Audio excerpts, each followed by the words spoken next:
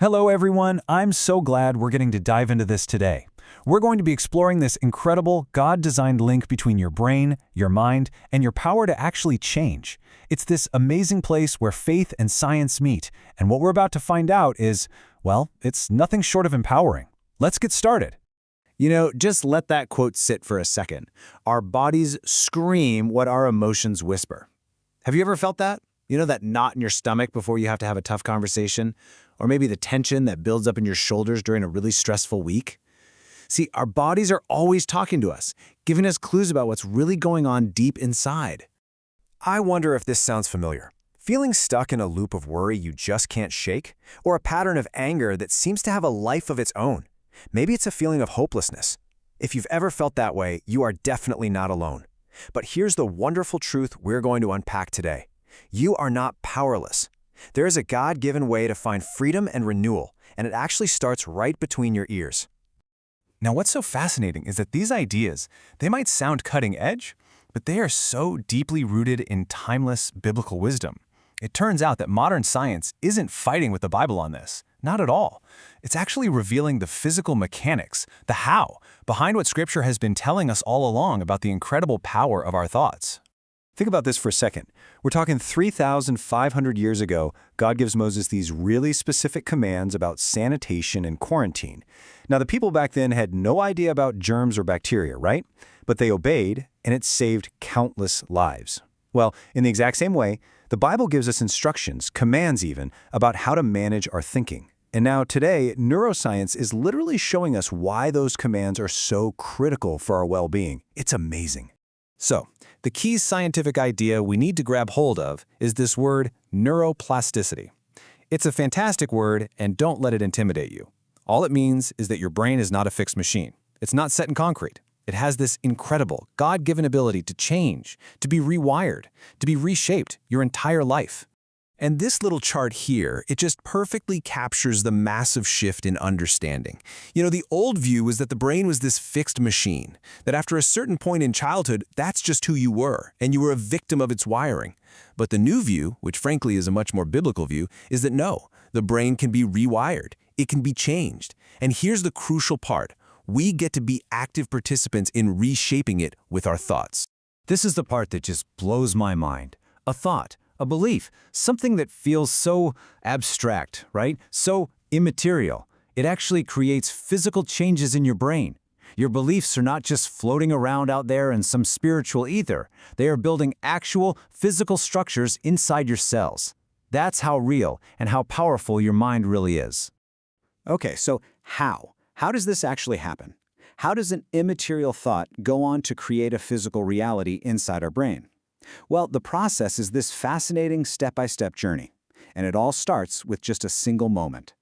You see, an attitude is really just a bunch of thoughts that have an emotion attached to them. And it often starts right there in step one with some kind of emotional event, good or bad. Let's say someone says something that hurts you. Now, if you take that initial hurt and you nurture it, you replay it in your mind, that emotion starts to take root. And soon, this whole cluster of other thoughts gathers around to support it. Thoughts like, they always do that to me, or I'm just not respected. And before you even know it, that little thought and feeling cluster has hardened into a full-blown mindset. Now get this. Every single time you revisit that thought, you are physically strengthening its structure in your brain. You are literally growing things made of protein. Your thoughts are taking up actual real estate in your mind. This is exactly why the Bible is so incredibly insistent about what we choose to think about. Our thoughts are never neutral. They are actively building the mental house that we live in. And we see the proof for this everywhere. It's not just theory. Just look at professional musicians. Brain scans actually show they have more gray matter, that's the processing part of the brain, in areas related to their skill. Why? Because all those hours of daily practice have physically grown their brain. Or think about London taxi drivers from back before GPS. They had to memorize thousands of streets, and studies showed that their hippocampus, the brain's map and memory center, was way bigger than average. It's simple. What you focus on grows. So this all leads to one absolutely crucial point. And if you don't hear anything else, hear this. You are not at the mercy of your brain.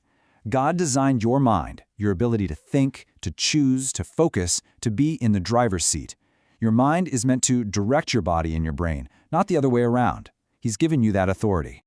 Okay, so if this is all true, if we really can change our own brains, how do we do it? How does it actually work? This is where our faith becomes so incredibly practical. Let's talk about our role in this amazing process of transformation. We often hear two big excuses for why we can't change. The first is, oh, it's just my nature, my genes, my biology. The second is, well, it's just how I was raised, my nurture, my environment. Maybe you have an inborn tendency toward anger, or maybe you learned habits of worry from your family. But listen, here's the good news. God's design in you is more powerful than both. Both of those things can be rewired. Both can be unlearned. I really want you to hear this loud and clear. You are not a victim of your biology. Your genes might give you a tendency, sure, an inclination, but they do not write your destiny. Your mind, when it's submitted to God, is stronger than your body and stronger than those inbuilt tendencies. There's such a powerful picture of this in Scripture. Think about it.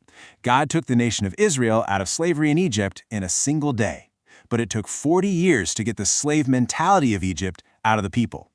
That right there, that's a picture of renewing the mind. It's that process of unlearning the old, ingrained ways of thinking and starting to live out the new identity that God has already given us. I absolutely love this analogy from Martin Luther. It's so practical. Look, negative thoughts are gonna come. You can't stop the birds from flying over your head, but you don't have to let them land and build a nest.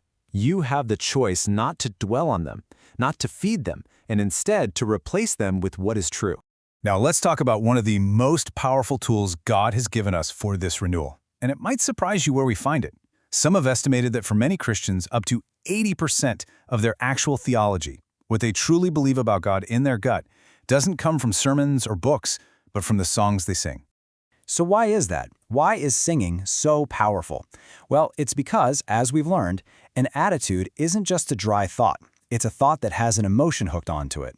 And God, in His absolute genius, pairs truth with music so that we don't just know the truth in our heads, we actually feel it in our hearts.